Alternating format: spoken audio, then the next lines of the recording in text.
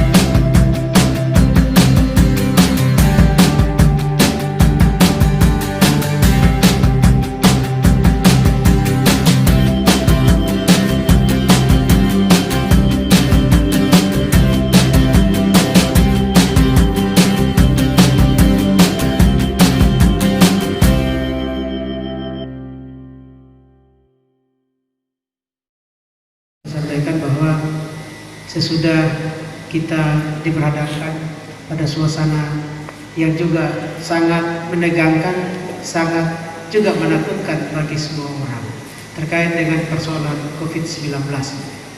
Semua kegiatan sebelumnya kita hentikan. Berkumpul juga kita tiadakan.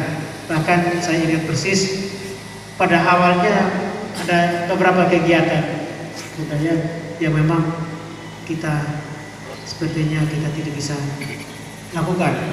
Dan bahwa seiring dengan perjalanan, syukur kepada Tuhan bahwa sampai dengan hari ini Sumur Barat Daya pada persoalan COVID yang juga menjadi keprihatinan kita semua, yang sangat juga menakutkan bagi semua orang.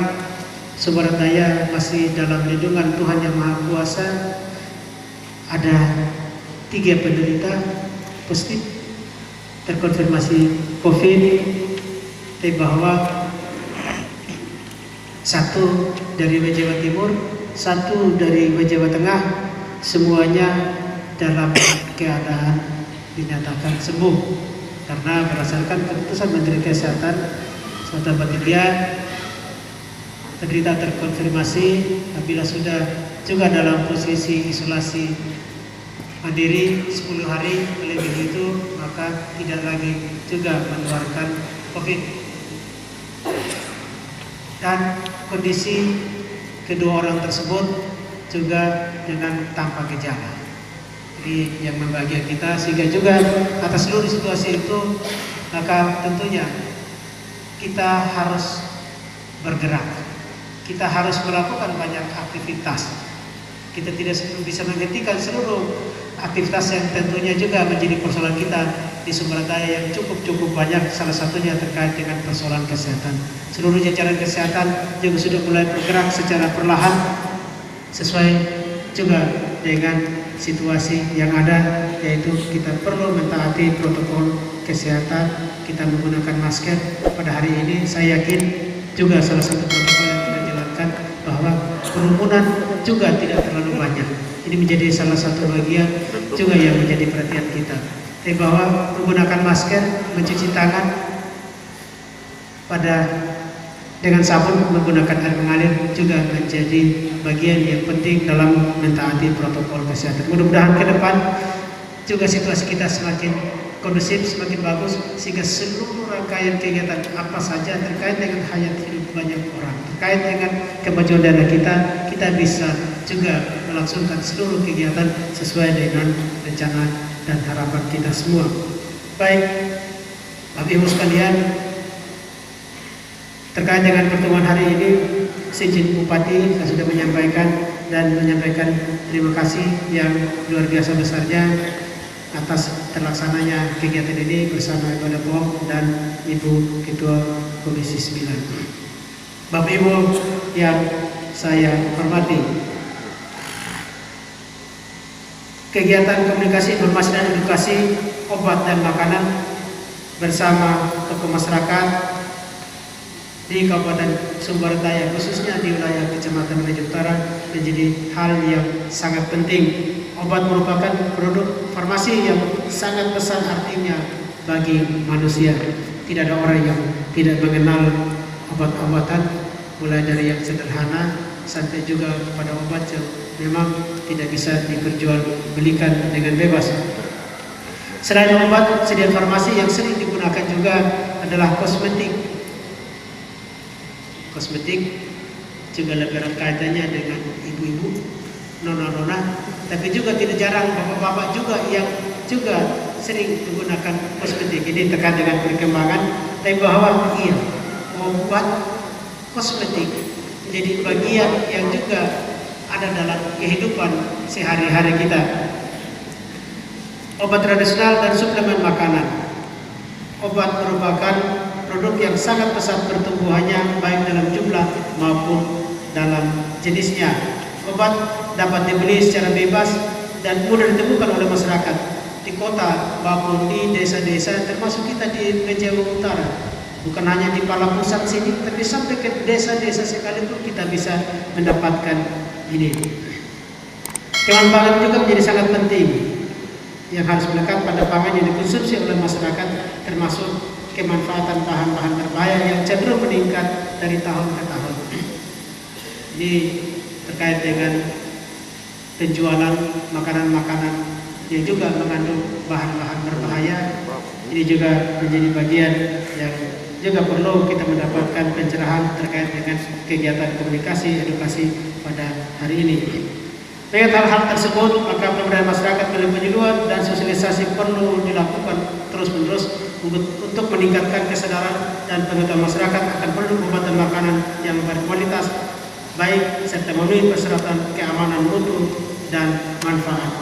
Bapak Ibu sekalian, Sumber Daya merupakan salah satu daerah yang memiliki potensi luar biasa untuk maju karena berada pada posisi yang strategis dengan berhubungan laut itu rutin sangat dekat dengan Nusa Tenggara Barat, dan dengan perhubungan udara kita sangat mudah sekali juga dengan Bali.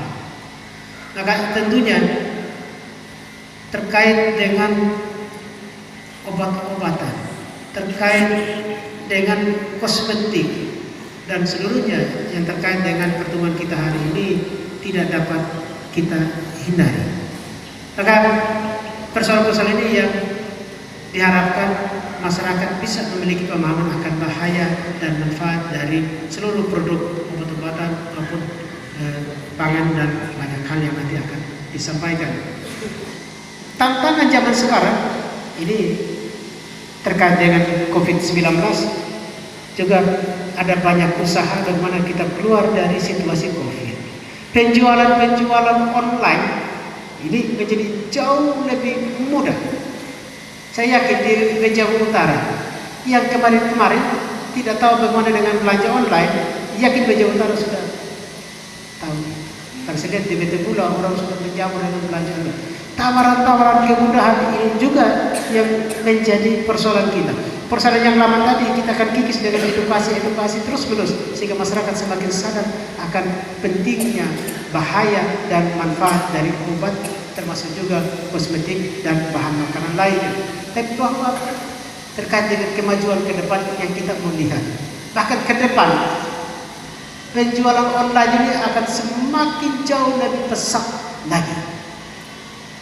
Maka tantangannya untuk kita Sumber Daya juga akan semakin menjadi jauh lebih tinggi. Tapi bahwa ketersediaan obat juga menjadi penting. Saya tidak berpanjang waktu karena posisi waktu kita sudah semakin siang. Saya ingin mengucapkan terima kasih yang sebesar-besarnya kepada seluruh masyarakat Jawa Utara. Ada tokoh masyarakat, tokoh agama, Bapak Mama semua, keluarga besar yang sudah memberikan dukungan kepada saya beberapa waktu yang lalu, boleh mengantar saya menjadi satu-satunya anggota DPR RI dari wilayah Sumba yang boleh mewakili aspirasi Bapak Ibu saudara-saudara. Dan juga saya menjadi perempuan pertama, Terima kasih kita semua sudah mencatat sebuah sejarah bahwa perempuan pertama yang duduk menjadi anggota DPR RI tanpa pergantian antara waktu, itu dari Sumba Barat Daya. Jadi terima kasih yang sebesar-besarnya kepada Bapak Mama semua. Kita tidak bicara politik pada hari ini, tetapi karena kegiatan politik kita hadir hari ini. Kalau tidak ada kegiatan politik kemarin Bapak Mama tidak memilih saya, belum tentu kita bisa bertemu pada hari ini. Jadi ini sebuah bentuk dukungan yang besar dari Bapak Mama. Terima kasih. 90% saya dari Sumba Barat Daya, Jadi dari 12 kabupaten cukup signifikan saya di Sumba Barat Daya 90% dan kursi saya tidak terganggu, Jadi saya terima kasih. Kursi ketiga untuk seluruh NTT 2 buat saya. Terima kasih Bapak Mama. Bapak Ibu saudara sekalian, saya sudah dilantik menjadi anggota DPR RI 9 bulan yang lalu. Pada 1 Oktober saya dilantik, Saya dipercayakan oleh partai berada pada Komisi 9, yang membidangi kesehatan, ketenagakerjaan dan kependudukan. Selain sebagai anggota DPR RI yang ditugaskan di Komisi 9 oleh fraksi, saya juga sebagai tim pengawas DPR, mengawasi kementerian lembaga dalam hal penanganan bencana. Semua bencana, mau bencana alam, non alam, apapun bencana itu menjadi tugas tanggung jawab kami. Saya dengan 31 teman-teman seluruh Indonesia. Jadi kami dari 560 anggota DPR ada 31 yang ditugaskan sebagai tim penanganan bencana, mengawasi seluruh kementerian lembaga tentang penanganan seluruh bencana. Dan dalam hal ini juga tentang COVID-19, Ini menjadi tugas saya turun reses sekaligus mengawasi sejauh mana penanganan pemerintah terhadap upaya-upaya memutus mata rantai penyebaran COVID-19. Selain sebagai tim pengawas DPR, saya juga kemarin dipercayakan oleh fraksi untuk duduk sebagai koordinator perempuan, anak, kesehatan, dan kependudukan dan ketenagakerjaan pada Kaukus Perempuan Parlemen Republik Indonesia. Ini memang kepercayaan cukup besar kepada saya, Bapak Ibu Saudara sekalian, untuk turut serta memberikan gagasan, pikiran, dan berjuang demi kepentingan anak, perempuan, kesehatan, dan juga ketenagakerjaan. Ini beberapa tanggung jawab saya, Bapak Mama, karena Bapak Mama sudah memilih saya. Tentu apa yang menjadi kepercayaan Bapak Mama, saya akan membantu semaksimal mungkin, pemikiran, jiwa, raga saya akan persembahkan yang terbaik untuk bangsa ini, untuk NTT, untuk Sumba, dan khususnya Sumba Barat Daya yang sudah memberikan kepercayaan kepada saya. Bapak Ibu Saudara sekalian, di Komisi 9 kami punya mitra, itu ada 7 lembaga. Sebelum sampai ke sana, saya ingin sampaikan bahwa tugas kami DPR ada 3 yang diamanatkan oleh undang-undang, yaitu pertama fungsi legislasi. Bagaimana kami membentuk kebijakan undang-undang, amandemen undang-undang, yang tentunya harus berpihak terhadap seluruh kepentingan masyarakat. Yang kedua, fungsi anggaran. Ini diberikan kewenangan oleh undang-undang untuk bagaimana mendorong anggaran-anggaran yang pro terhadap rakyat, pro terhadap seluruh kepentingan masyarakat dari Sabang sampai Merauke. Dan tentunya sebagai anggota DPR RI yang mewakili Nusa Tenggara Timur, saya juga harus berpikir, berapa besar anggaran yang kita dorong untuk membangun daerah kita, dan tentunya sampai ke Sumba Barat Daya juga. Yang ketiga, melakukan fungsi pengawasan. Kebijakan sudah dibentuk, anggaran sudah kita ketok. Yang ketiga, saya harus memastikan apakah anggaran-anggaran itu sampai di masyarakat atau tidak. Apakah anggaran-anggaran itu memang tepat sasaran? Apakah anggaran-anggaran yang sudah diketok itu betul-betul bisa merubah, atau artinya anggaran-anggaran yang masyarakat. Ini yang saya harus lakukan pengawasan. Jadi sekarang saya sedang melakukan reses. Saya punya kesempatan reses, ya, bukan rese. Kalau rese ya saya buat kacau, buat ribut-ribut, ya. Tapi hari ini saya reses masa sidang di dapil. Ya, kalau Bapak Adi sih sudah paham ya Bapak Adi ya tentang fungsi DPR. Jadi 5 kali reses dalam 1 tahun. Setiap 1 bulan setengah saya harus ada di tengah masyarakat. Jadi jangan khawatir. Mungkin Bapak Mama Ratu ada di Kodi, Mama Ratu ada di sana. Nah, di Meja Utara, dai pongki Mama Ratu, amin. Gitu, tenang aja. Saya pasti akan datang karena 1 tahun 5 kali reses, 8 kali kunjungan dapil, ya.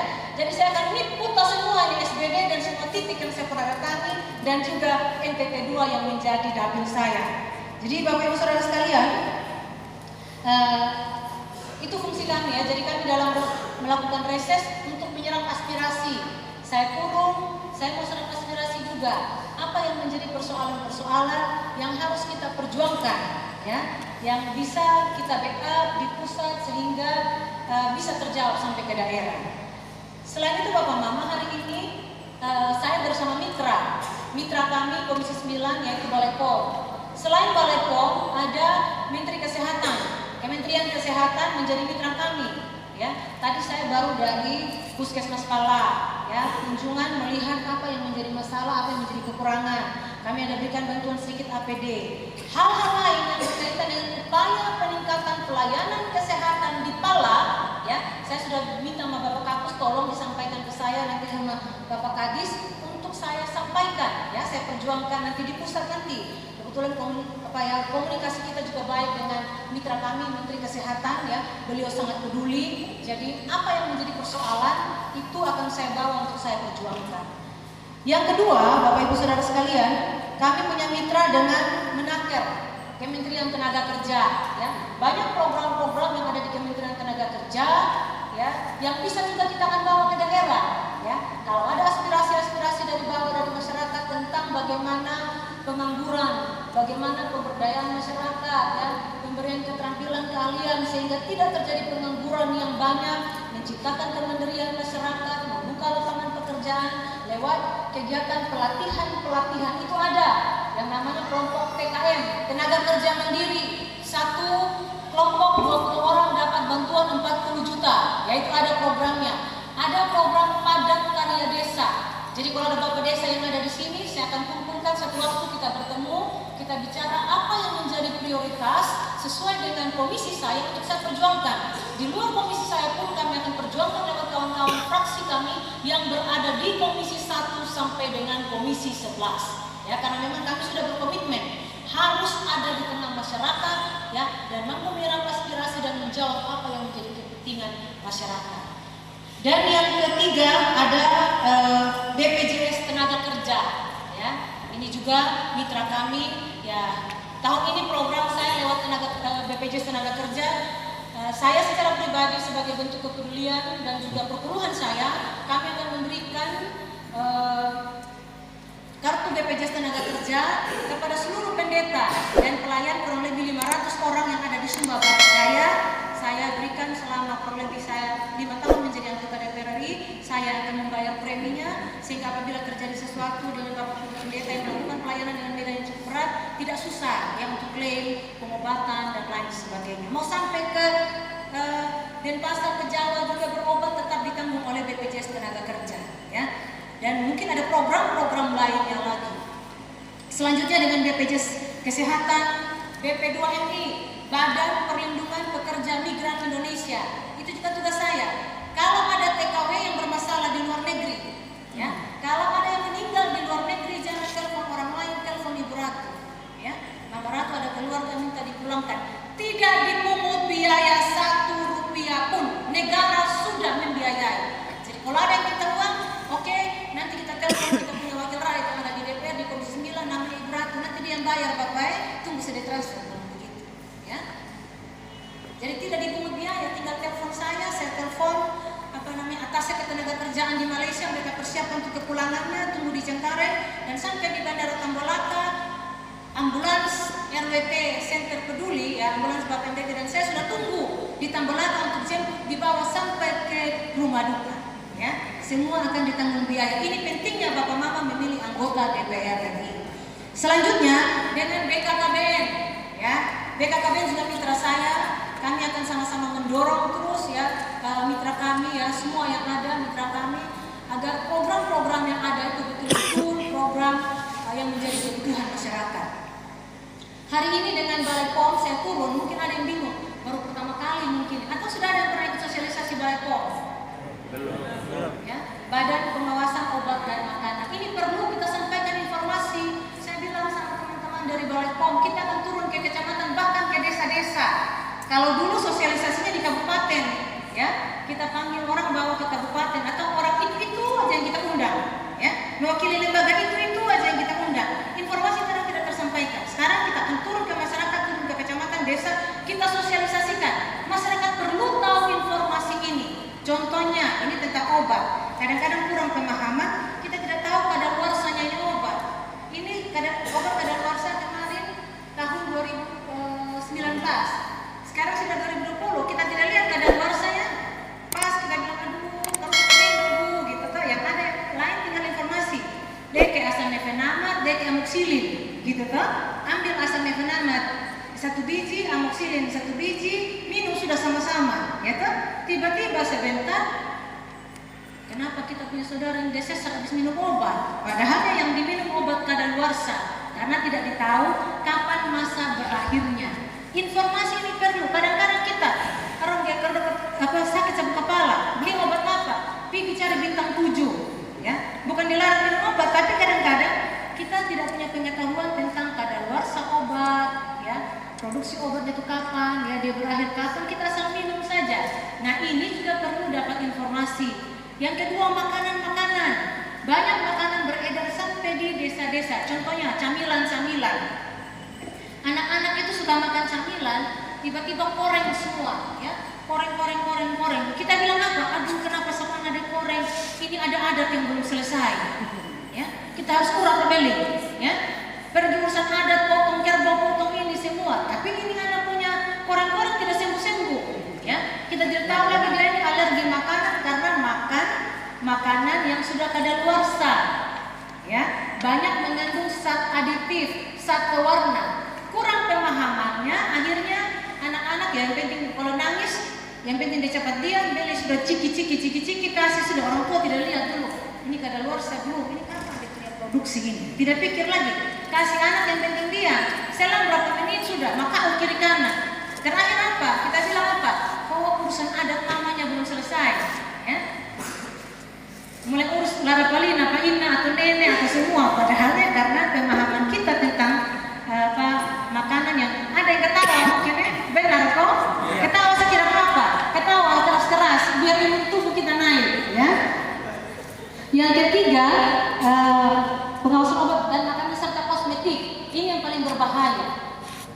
Ini kadang-kadang orang istilahnya begini, ATM, anak timur modifikasi, ya.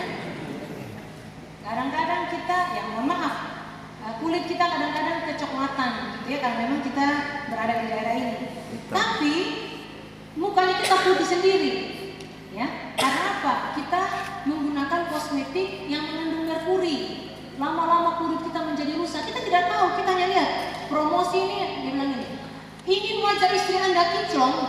Sayang istri, beli produk ini. Istri akan menjadi kinclong, ya. Kita suami pokoknya tidak urus, yang penting beli karena kinclong sudah. Ternyata kosmetik itu mengandung merkuri. Nah, pemahaman ini kita tidak punya. Jadi perlu adakan sosialisasi. Itu juga ya Bapak Mama lihat di Facebook, maraknya penjualan online obat-obatan bisa menyembuhkan dalam waktu 1 kali 24 jam. Kita cepat-cepat beli, padahalnya obat ini belum melalui uji klinis. Ya, belum diuji, POM dan lain sebagainya, ya. Kita asal beli saja. Akhirnya apa? Nanti kita minum, ya belum apa-apa, kita sudah sesat, ya. Atau belum apa-apa, terjadi sesuatu di tubuh kita, ya, karena kita tidak memahami kandungan dari obat-obatan atau kosmetik yang ada itu. Ya. Nah, ini yang tidak boleh terjadi. Ya, harapan saya, Bapak Mama, saudara sekalian, mendengar informasi yang disampaikan lebih detail dari Balai POM, tolong sampaikan ke masyarakat. Ya, kita menjadi corong yang menyampaikan ke desa, ke tengah masyarakat, ya, untuk selalu waspada, ya, terhadap ya konsumsi obat, makanan dan kosmetik. Jadi ini mungkin beberapa hal Bapak Ibu Saudara sekalian yang saya sampaikan pada kesempatan ini. Yang jelas saya sebagai anggota DPR RI akan memberikan dukungan sepenuhnya kepada Balai POM, ya, sehingga program-program yang ada di Balai POM yang betul-betul menyentuh kepentingan masyarakat kita dukung maksimal, ya.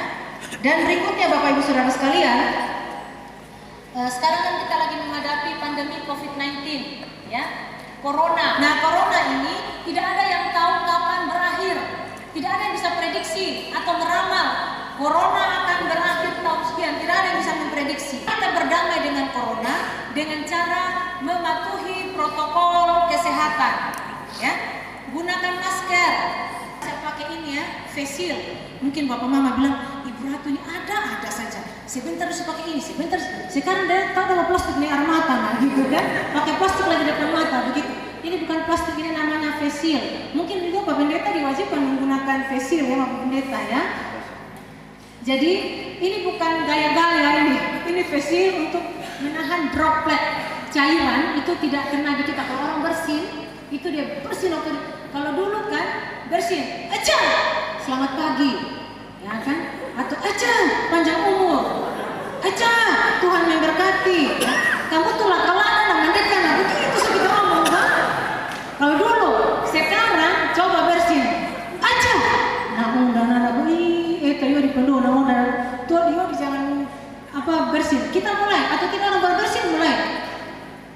Naik turun ini, kita sudah khawatir corona kan? Jadi apa namanya Bapak Ibu Saudara sekalian, kita boleh bebas aktivitas, gunakan APD ya, masker ya, atau face shield, cuci tangan ya, jaga kebersihan rumah ya, tetap bahagia, happy, imunitas tubuh kita meningkat. Nah, lama-lama ini kalau sudah menjadi rutinitas kita, lama-lama akan menjadi budaya. Ya. Kalau sudah menjadi sebuah kebudayaan, otomatis itu sudah menjadi keseharian kita sudah ya, dan kita bersama-sama untuk mendorong peningkatan kesehatan ya. Jadi rame-rame nanti masyarakat menjadi sehat, sudah tahu ya, bisa menjaga diri, ya, menjaga diri tetap sehat selalu. Jadi mungkin ini beberapa hal yang saya sampaikan. Sekali lagi terima kasih buat Balai POM yang sudah boleh bersama-sama dengan saya kita turun ke masyarakat. Bapak Ibu Saudara sekalian, tokoh agama, tokoh masyarakat, ya, tokoh pemuda, tokoh perempuan juga yang hadir bersama. Terima kasih. Apa yang kita dapat hari ini, mari kita sampaikan lagi kepada saudara-saudara kita yang ada di rumah. Saya sebagai anggota DPR RI bukan kali ini aja saya datang ya, akan ada waktu saya datang lagi ya, mungkin di reses berikutnya atau mungkin ada beberapa kegiatan saya akan turun dalam bulan Agustus kembali lagi bertemu dengan masyarakat dan menyerap aspirasi. Ini saja beberapa hal yang saya sampaikan. Akhir kata, apabila ada hal, ada kata yang kurang berkenan, mohon kiranya dimaafkan. Sekian dan terima kasih. Tuhan memberkati kita.